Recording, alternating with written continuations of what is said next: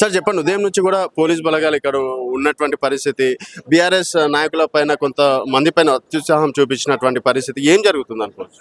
అంటే ఎలక్షన్లో ఓడిపోతున్నామన్న ఒక బాధ, ఫ్రస్ట్రేషన్ ఇవాళ ప్రభుత్వంలో, ముఖ్యమంత్రి గారిలో ఈ క్యాండిడేట్ ఇప్పుడు మంత్రులకు అర్థమైపోయినట్లుంది.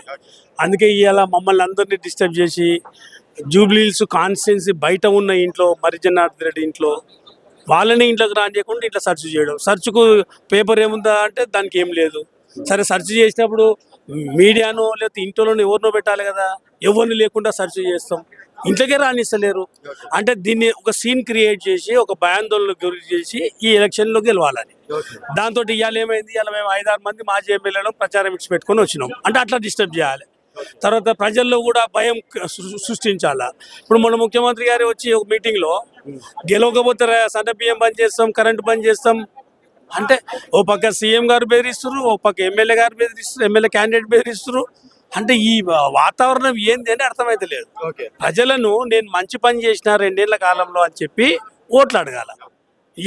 అది 2 ఏళ్ల కాలంలో ఏమి చేయలేదు, కనిపిస్తలేదు కాబట్టి ఏదో ఒకటి సీన్ క్రియేట్ చేస్తారు. ఓకే, అండ్ ఈ విధంగా సోదాలు చేయడం ఇంకా 4 రోజులు కూడా ఉంది కదా, ఇవే రిపీట్ అవుతుంది అనుకోవచ్చు? అరే నువ్వు ఎన్ని రిపీట్ అయినా ప్రజల మనసుల్లో ఉంది. నువ్వు మమ్మల్ని కన్ఫ్యూజ్ చేయగలుగుతున్నావు. మా లాంటి లీడర్లు పనికి పోకుండా 2-3 గంటలు డిస్టర్బ్ చేసినాం. మేమందరం మీడియా లీడ్ ఉన్నాం. కానీ ప్రజలు అయితే స్పష్టంగా ఉన్నారు. ప్రజలు ఎలక్షన్లో ఎట్లా వాద పెట్టాలి కాంగ్రెస్ గవర్నమెంట్కి, మళ్ళీ కేసీఆర్ ఎప్పుడు రావాలన్నది ప్రజలు చూస్తున్నారు. కాబట్టి ఇవన్నీ చిల్లర ప్రయత్నాలు మానుకోవాలి. సామాన్య కార్యకర్తలను కూడా వేధిస్తున్నారు అని చెప్పేసి అది నేను అంటున్నా. మా వాళ్ళు అంటే బీఆర్ఎస్ కార్యకర్తలు ప్రచారానికి పోతే కూడా అంటే ఎంత గుండాయిజం అంటే మేము చాలా బై ఎలక్షన్లు చూసినాం. నేను 2 సార్లు ఎమ్మెల్యే గెలిచిన. కానీ ఈ పరిస్థితి అయితే నాకు రాష్ట్రంలో ఎన్నడూ కనిపించలేదు. దాదాపు 20 ఏళ్ళ రాజకీయ జీవితంలో ప్రచారానికి పోతే మీరు ఎందుకు ప్రచారానికి వచ్చి అడుగుతారు? ఎవడు వాడికి ఎవరు హక్కు ఎక్కడిది అంటున్నా.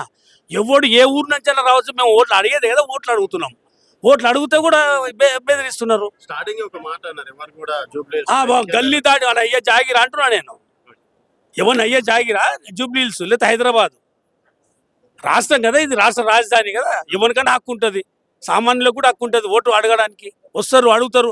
నువ్వు మంచి పని చేస్తే నువ్వు చెప్పు, నువ్వు ఏం చెడ్డ పని చేసినావు మేము కలిసి చెప్తూనే ఉన్నాం. దాంతో కదా ప్రజల్లో రివల్యూషన్ వచ్చింది. పోవాలి ఈ గవర్నమెంట్ అనేది. 100% ఈ 14 నాడు రిజల్ట్ రాబోతుంది. 100% బీఆర్ఎస్ పార్టీ గెలుస్తుంది. ఇట్లా కాంగ్రెస్ పార్టీ ఎన్ని ప్రయత్నాలు చేసి, ఎంత కన్ఫ్యూజ్ చేసి, ఎంత భయాందోళనలు మేము వేరే రాష్ట్రాల్లో చూసినాం, యూపీ బీహార్లో అటువంటి వాతావరణాన్ని ఇలా హైదరాబాద్లో కనిపిస్తా ఉంది.